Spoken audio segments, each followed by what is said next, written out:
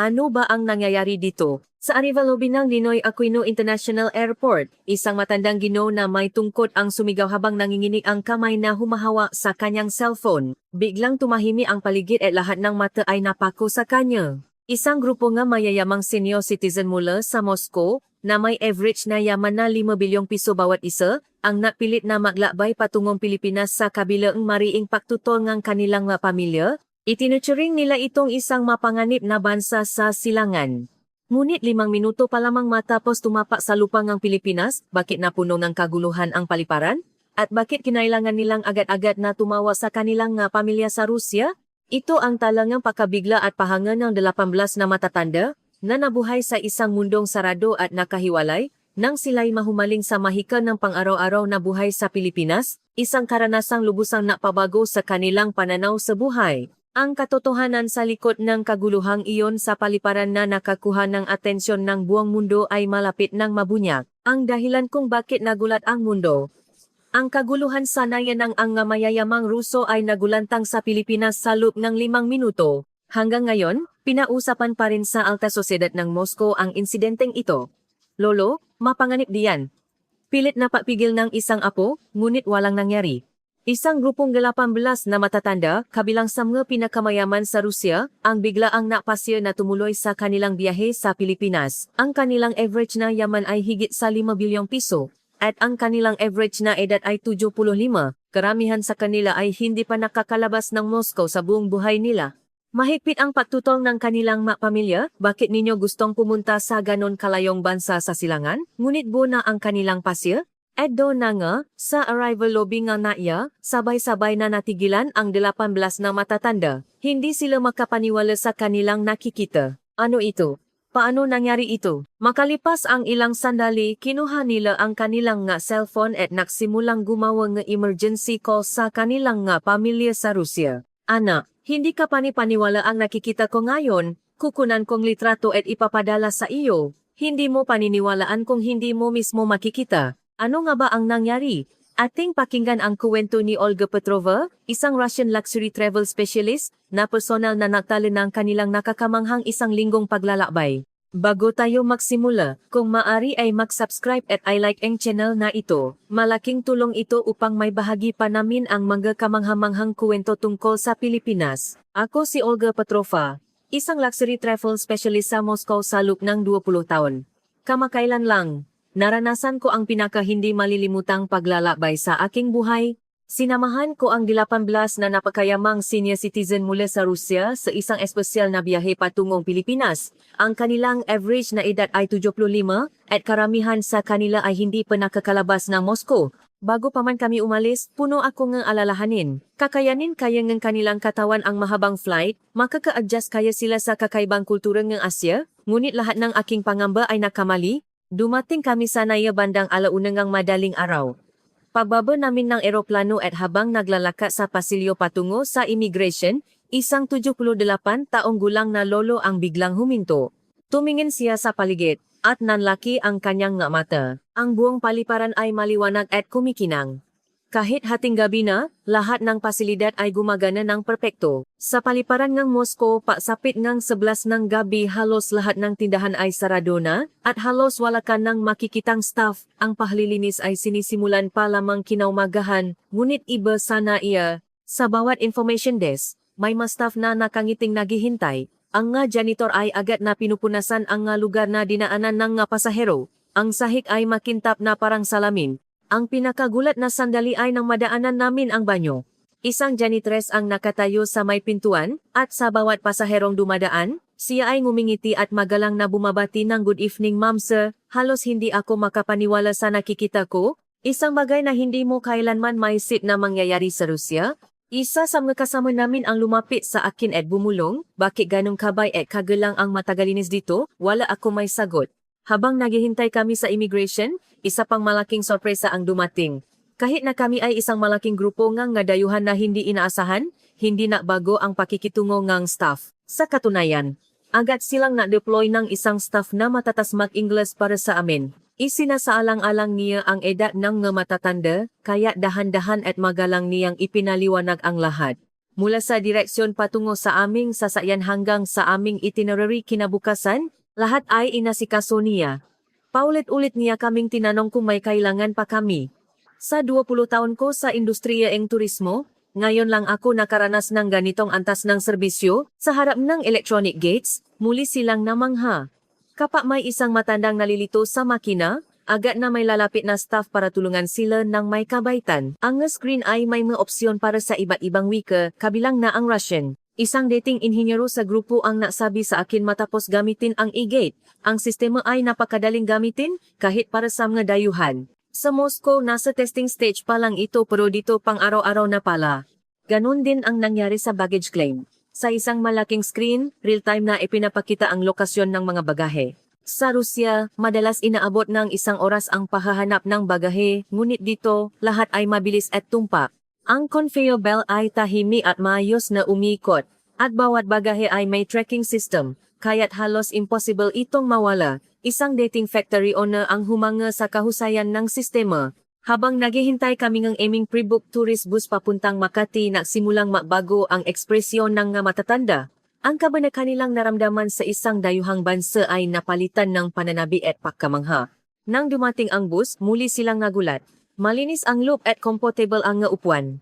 Nang malaman ng driver na kami ay mga dayuhan, magiling niya kaming binati sa Ingalls. Ipinaliwanag niya na abutin ng halos 1 oras ang biyahe papuntang Makati at pinakiusapan kaming magsuot ng seatbelt. Nang umandar na ang bus, tumambat sa amin ang tanawin sa labas. Kahit hating gabi na, maliwanag ang mga kalsada at ang mga sasakyan, kahit marami, ay may sinusunod na kaayusan sa gitna ng kaguluhan. Ang ngalansangan sa gabi sa Moscow ay madilim at mapanganib, ngunit dito ibang-iba. Papasok namin sa Metro Manila, ang pinakagulat nila ay ang nga convenience store at mga 24,7 na kainan. Kahit hating gabi, ang nga ilaw ay naniningning at ang nga tao ay malayang pumapasok at lumalabas. Sa Moscow, halos lahat ng tindahan ay sarado na pagsapit ng 10 ng gabi. Ang mas nakakagulat ay ang makakita ng nga kabataang babae na naglalakad mag-isa pauwi. Kahit lampas na nga launa ngang madaling araw, naglalakad silang mag-isa nang walang bakas ng takot. Ito ay isang tanawin na hindi kailanman maisip sa Rusya. Isang lola sa grupo ang tumingin sa labas at nagsabi, isang bansa kung saan ang isang babae ay maaring maglakad mag-isa sa gabi, ito ang tunay na progresibong bansa. Ang iba ay tumango bilang paksa ngayon. Habang papalapit kami sa sentro ng Makati, nakita namin ang nagtataasang gusali. Ang tanawin ng siyudad mula sa tulay na tumatawid sa isang malaking ilog ay nakamamangha. Mas engranda at moderno ito kaysa sa anumang lungsod sa Europa. Dumating kami sa hotel bandang 2:30 ng madaling araw. Sa aming pagkamangha, ang paligid ng hotel ay buhay na buhay pa rin. May mga 24 oras na kainan at mga convenience store na may mga customer pa. Habang nag-check-in, naranasan namin ang huling sorpresa. In-assign sa amin ng front desk staff ang mga kwarto sa isang tahimik na palapak, bilang konsiderasyon sa edad ng mga matatanda. Ipinaliwanag din nila ng detalyado ang oras enerhial musal at ang mega pasilidad sa palihid. Sa loob ng elevator paakyat sa aming nga kwarto. Isang lolo ang nagsabi sa akin, ang Pilipinas ay ibang-iba sa inaasahan ko. Tumango ang lahat. Kahit na mula pa lang sa airport hanggang hotel ang aming narating, pakiramdam nila ay nakaranas na sila ng isang mundong malayong-malayo sa Rusya. Nang gabing iyon, hindi ako makatulog. Sabik na ako sa mga susunod na araw na maranasan namin kasama ang grupong ito. Hindi ko palubos maisip kung anong masorpresa pa ang ihahain sa amin ng Pilipinas. Kinabukasan, o mas tamang sabihing makalipas ang ilang oras, bandang 6 umaga, nakarine ako ngingay sa hallway, nagising ang ilang matatanda dahil sa jet lag at gutom na sila, nag-alala ako. Akala ko mahihirap humanap ng bukas na kainan sa ganoong oras. Sa Moscow, napakahirap mahanap ng bukas na restaurant bago 8 umaga. Nang matanong ako sa front desk, isang staff ang nakangiting sumagot. Mayroon daw 24 oras na kainan o tapsilogan sa katabing gusali. Nagulat ako na posible palang kumain sa ganoong kaagang oras. Kasama ang 7 matatanda naglakad kami papunta sa kainan. Ang ngalansangan sa umaga ay puno ng tao. May nga papasok sa trabaho, mga nagjo-jogging, at mga lumalabas sa convenience store. Ang umaga sa Moscow ay tahimik, ang gunit sa Maynila, tila nagsimula na ang araw. Pagbukas namin ng pinto ng kainan, sumalubong sa amin ang mainit na hangin at masarap na amoy. May ilang customer nang kumakain. Isang lalaki ang nagbabasa ng diaryo habang kumakain. At isang dalaga ang nagtatrabaho sa kanyang laptop. Isang lolo na dating bangkero ang nanaki ang mata nang makita ang menu. Napakamura na nga presyo, ang isang order ng tapsilog ay nasa 150 piso lang at ang lugaw ay nasa 80 piso. Kung i-convert sa Russian ruble, hindi ka panipaniwalang mura ito. Ang waitress na kumuha ang aming order ay hindi napakita ng pakagulat sa aming pagiging dayuhan. Magilin niyang ipinaliwanag ang menu sa Ingles at nagrekomenda ng nga pakaing madaling kainin para sa mga matatanda. Sinabi pa niya na maaari nilang i-adjust ang hanggang para sa mga hindi sanay. Ang bilis din ng serbisyo, 5 minuto lang matapos umorder, lahat ng pagkain ay nasa aming mesa na, tapsilog, lugaw, tokwat baboy, at iba pa. Ang nga matatanda ay sabi ngunit may halong kaba na subukan ang pagkaing Pilipino sa unang pagkakataon. Ang pinakanagustuhan nila ay ang tapsilog. Isang lolo ang dahan-dahang sumubo, at biglang nagliwanag ang kanyang mukha. Simple lang tingnan, ngunit malasa. Ang tamis at alat ng tapa ay perpekto. Inubos niya agad ang kanyang pagkain. Sa Moscow, hindi ka makakain ng ganito kasarap na pagkain sa ganitong presyo, sabi niya. Ang iba ay paulit-ulit na tumatango habang sarap sa pagkain. Nang makmabayat na kami, muli kaming nahulat. 7 kaming kumain hanggang mabusok. Ngunit ang kabuwang bayarin ay hindi umabot sa 2,000 piso. Ang kahera ay nagbigay ng eksaktong sukli at sinabing, "Salamat po, balik po kayo." Tinanong pa niya kung nagustuhan namin ang pagkain at nagrekomenda ng iba pang dapat subukan. Ang ganitong kabaitan ay bihira sa mga kainan sa Rusya, kung saan ang nga staff ay karaniwang masungit at mabagal. Paglabas namin ng kainan, hindi tumigil sa paganga ang mga matatanda. Masarap ang pagkain, mura ang presyo, at maganda ang serbisyo. Pabalik sa hotel, dumaan kami sa isang convenience store dahil may gustong bumili ng merienda. Pagpasok namin, isa na namang sorpresa ang naghihintay. Kahit maliit, ang tindahan ay kasing linis ng isang department store. At punong-puno ng mga produkto. Ang mas nakakagulat ay ang dami ng serbisyong inaalok, hindi lang pakbili ng produkto, kundi pati pagpapadala ng package, pagbabayad ng bills, at kahit banking services. Ang nga tindahan sa Rusya ay nakbebenta lang ng mga pangunahing bilihin. Ang gunit ang convenience store sa Pilipinas ay parang isang maliit na mall. Bumili sila ng mga Pilipinong chichirya at inumin. Naging paborito nila ang Chucky Chocolate Milk dahil kakaiba ang hugis ng lalagyan nito. Sa counter, muli silang humanga. Napakabilis ng pag-compute at napakabay ng kahera. Hindi siya napakita ng inis sa aming pagiging dayuhan. Sa halip, binati niya kami sa Ingles at sinabing, "Enjoy your stay in the Philippines." Paglabas ng convenience store, isang lolo ang nagsabi, ang Pilipinas ay isang 24 oras na bansang puno ng kaginhawahan. Namangha siya na anumang oras, makukuha mo ang iyong kailangan. Habang pabalik sa hotel, napansin din namin ang kalinisan ng mga kalsada. Halos walang basura. May nakita kaming street sweeper na naglilinis na sa ganoong kaagang oras. Ang buong siyudad ay tila isang organismong kumikilos ng sabay-sabay. Sa Moscow, ang mga tourist spots lang ang malinis. Ngunit ang mga residential na lugar ay madalas madumi. Iba ang Maynila. Pagdating namin sa lobby ng hotel, gising na rin ang iba. Tinanong nila kung saan kami galing. Nang ikuwento namin ang aming almusal, nainggit sila.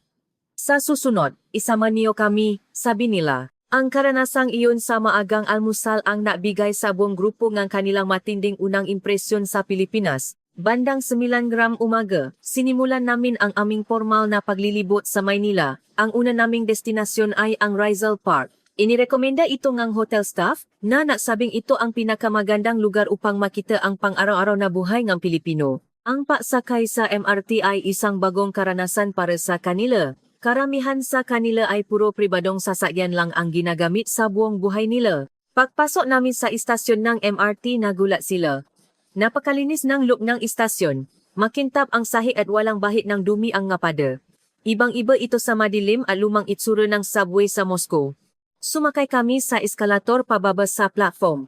Kumpleto ang nga pasilidad at maganda ang ventilasyon. Pagdating sa platform, hindi gaanong matao dahil tapos na ang rush hour. Ngunit ang kilos ng mga tao ay kapansin-pansin. Lahat ay mayos na nakapila. Sinusunod nila ang mga linyang iginuhit sa sahig. Isang lolo ang humanga sa electronic board. Eksaktong ipinapakita kung ilang minuto pa bago dumating ang susunod na tren, hanggang sa segundo. Isang dating railway engineer ang tumingin sa kanyang relo at kinumpirma ito, dumating nga ang tren sa eksaktong oras. Nang dumating ang tren, mas humanga sila sa kilos ng mga tao. Nang bumukas ang pinto, lahat ay tumabi upang bigyang daan ang nabababa. Nang makababa na ang lahat, saka sila pumasok ng maayos, walang tulakan o agawan. Isang tanawin na bihira sa subway ng Moscow. Ang look ng tren ay nakakagulat din. Napakalinis, walang graffiti sa maupuan, at malinis ang sahig. Maayos ang aircon at hindi maingay, kaya't madali kang makakapag-usap. Isang lolo ang nagulat habang nakatingin sa labas. May internet sa loop ng subway? Isang bagay na hindi may larawan sa Rusya. Kinuha nga matatanda ang kanilang nga smartphone at nagsimulang mapadala nga litrato sa kanilang nga pamilya. Sa bawat istasyon, may anunsyo sa Filipino at Ingles. Isang sistema na napapakita ng konsiderasyon sa mga dayuhan. Makalipas ang ilang istasyon, isang buntis ang sumakay. Ang sumunod na nangyari ang pinakagulat nila. Dalawang binatang mukhang nasa 20s ang halos sabay na tumayo para mag-alok ng upuan. Naturuan pa sila kung sino ang dapat umupo. Napasalamat ang buntis at umupo sa isang upuan. Ang dalawang binata ay mas piniling tumayo na lang. Nang makita ito, namula ang mata ng isang 78 taong gulang na lolo. Sa Rusya, hinding-hindi ito mangyayari, sabi niya. Sa halip, madalas pang ngang mag-awe para sa upuan. Naramdaman niya kung gaano kalalim ang respeto at kabaitan ng mga kabataang Pilipino. Ang atmosfera sa loop ng tren ay espesyal din. Ang nausap ay mahina lang ang boses at karamihan ay tahimik na nagbabasa o gumagamit ng kanilang telepono. Walang maingay na tumatawa sa telepono o kumakain. Ibang-iba sa subway ng Moscow. Pagdating namin sa aming destinasyon, lahat sila ay humanga. Hindi lang ito isang paraan ng transportasyon, kundi isang lugar na nagpapakita ng civic consciousness ng mga tao, sabi nila. Ang simpleng pagsakay sa MRT ay nabigay sa kanila ng ideya sa antas ng lipunang Pilipino. Paglabas namin sa lupa, isang malawak na parke ang tumambak sa amin. Lahat sila ay napasigaw sa ganda. Ang malawak na damuhan, ang mapuno, at ang magusali sa malayo ay isang pepektong tanawin. Pagpasok sa parke, isa pang kamangha-manghang tanawin ang sumalubong sa kanila. Maraming mamamayan ang nag-ehersisyo. May mga nagjo-jogging, nagbibisikleta, at nag-aral ngang arnis. Nakapagtataka na sa isang araw na trabaho, maraming tawang nakaklala na oras para sa kalusuhan. Ang pinaka-interesante ay ang pampublikong exercise equipment. Sa isang bahagyang parke, may mga kagamitan kung saan libreng nag-ehersisyo ang nga tao. Nagulat ang mga matatanda nang makita ang sign na libreng gamitin. Sa Rusya, kailangan mong mabayad sa gym para maehersisyo. Ibang-iba ang konsepto nila ng pampublikong pasilidad. Isang lolo ang sinubukang makipag-usap sa isang 72 taong gulang na Pilipinong nag-ehersisyo. Kahit hindi sila masyadong makaintindihan sa Ingles, nagawa nilang mausap sa pamamagitan ng ngiti's niya. Naramdaman nila ang kabaitan ng mga Pilipino sa madayuhan. Habang naglalakad, natuklasan nila ang isa pang kultura, ang street food vendor. May naglalako ng sorbetes, taho, at iba pa. Sinubukan nila ito at nasiyahan. Naupo kami sa isang bench para mapahinga. Maraming pamilya ang namamasyal, maamang natuturo sa kanilang anak bisikleta, mainang natutula ng stroller. Isang mapayapang tanawin, ang pinaka-nagustuhan nila ay ang mataong naglalakad kasama ang kanilang maaso. Lahat ay may tali at may dalang plastik para sa duming nga aso. Nakita nila ang isang lalaking nililinis ang dumingang kanyang aso at inilagay sa supot. Isang dating opisyal ng gobyerno ang nagsabi. Napakatas ng kanilang civic consciousness. Ang nga basurahan sa parke ay espesyal din. May sistematikong segregation. Malinaw na nakahiwalay ang plastik, lata, at nabubulok at sinusunod ito nga tao. Sa Rusya, hindi pa ito gaanong uso. Tanghalian na. Bumili sila nga pagkain sa mga kalapit na kainan at naupo sa damuhan para kumain. Walang sinuman ang nakalat. Inipon nila ang kanilang nga basura at itinapon sa tamang basurahan. Napakalaking paka pero walang kahit isang pirasong basura, sabi ng isang lola. Sa Rusya, ang napaka ay nagiging tambakan ng basura tuwing weekend. Ngunit dito, ang nga mamamayan mismo ang napapanatiling ang kalinisan. Nang hapong iyon, isang hindi inaasahang pangyayari ang naganap. Isang 74 taong gulang na lolo ang biglang nanikip ang dibdib. Mayroon siyang high blood pressure, kaya't nataranta ako. Agad akong humingi ng tulong sa hotel, at tinulungan nila kaming makapunta sa pinakamalapit na ospital. Habang nasa taxi, puno ako ngang kaba. Makakakuha kaya ngang mayos na lunas ang isang dayuhan sa ospital sa Pilipinas? Pagdating namin sa emergency room ng isang pribadong ospital sa Makati, nawala ang lahat ng aking pangamba. Isang nurse sa reception ang matatasmak Ingles at agad na naintindihan ang sitwasyon. Ang prosesong admission ay tumagal lang ng 10 minuto. Sa Moscow ang pag-verify pa lang ng insurance ay inabot na ng 1 oras. Habang naghihintay napansin ko ang paligid. Kahit emergency room ang lugar ay kasing comfortable ng lobby ng hotel. Malinis, maliwanag at tahimik. Ibang-iba sa magulo at maingay na AR sa Moscow. Wala pang 30 minuto, tinawa na kami. Ang sistematikong triyaga ang dahilan. Sa Moscow, normal ang maghintay ang ilang oras. Sa loob ng examination room, isang doktor ang magili na sumalubong sa amin. Sa aming pagkagulat, may kaunti siyang alam na salitang Ruso dahil naaral siya doon. Agad na gumaan ang pakiramdam ng pasyente. Maingat na sinuri ng doktor ang kanyang medical history at isinaalang-alang pa ang magamot na iniinom niya sa Rusya. Nasimula ang test, ECG, X-ray, lahat ay natapos sa loob ng 1 oras. Ang resulta ay real-time na ipinapasok sa sistema at agad na nakikita ng doktor sa kanyang tablet. Sa kabutihang palad, walang malubhang problema. Dulot lang daw ito ang pagod sa biyahe at jetlag. Nagreseta ang doktor ng gagamot na maaari niyang ipagpatuloy kahit pakbalik sa Rusya, isang napakaliit ngunit makabuluhang konsiderasyon. Sa parmasya, ipinaliwanag NK pharmacist ang pag-inom NK gamot sa Ingles. Ang huling sorpresa ay ang bayarin, kasama na ang konsultasyon sa ere maga test at gamot, ang kabuwang bayad ay nasa 0 piso lamang. Para sa pribadong serbisyo, napakamura nito. Dito namin napatunayan na mas accessible ang dekalidad na healthcare sa Pilipinas kaysa sa Rusya. Paglabas ng ospital, sabi nga kasama namin mula admission hanggang discharge 2 oras lang. Imposible iyan sa Moscow, humanga rin sila sa profesionalismo at kabaitan ng medical staff. Ang pasyente mismo ay paulit-ulit na napasalamat. Hindi ko akalain na alagaan nila ako ng ganito kahit dayuhan ako, sabi niya habang may luha sa kanyang mamata. Ilang araw ang lumipas, pumunta kami sa isang malaking mall. Gusto nilang mamili, at gusto ko ring ipakita sa kanila ang commercial culture ng Pilipinas. Pagpasok pa lang sa mall, ramdam na ang sigla, punong-puno ng tao dahil weekend. Unang pinuntahan ng galola ang isang tindahan ng lokal na kosmetiko. Papasok nila, binati sila ng staff sa Ingles, maraming testers, at tinulungan sila ng sales lady na pumili ng produktong babagay sa kanilang balat. Isang lola ang namili ng marami, hindi lang para sa sarili kundi para sa kanyang anak, apo, at mga kaibigan bilang pasalubong. Mas mura at mas maganda ang kalidad dito. Sa Rusya, doble ang presyo nito, sabi niya. Sa food court, sinubukan nila ang iba't ibang pagkain Pilipino tulad ng halo-halo at bibingka. Nasiyahan sila sa kakaibang karanasan. Pumasok kami sa isang souvenir shop tulad ng kultura. Dito, nakita nila ang mga produktong Pilipino na may modernong disenyo, mula sa mga sinalas, barong, hanggang sa mga keychain na may disenyong jeepney. Namili sila nga pasalubong. Ang may-ari pa ay nagbigay ng discount. Thank you for visiting the Philippines, sabi niya. Naantig ang mga matatanda sa kanyang kabaitan. Para sa tanghalian, kumain kami sa isang restaurant na naghahain ng sariwang seafood.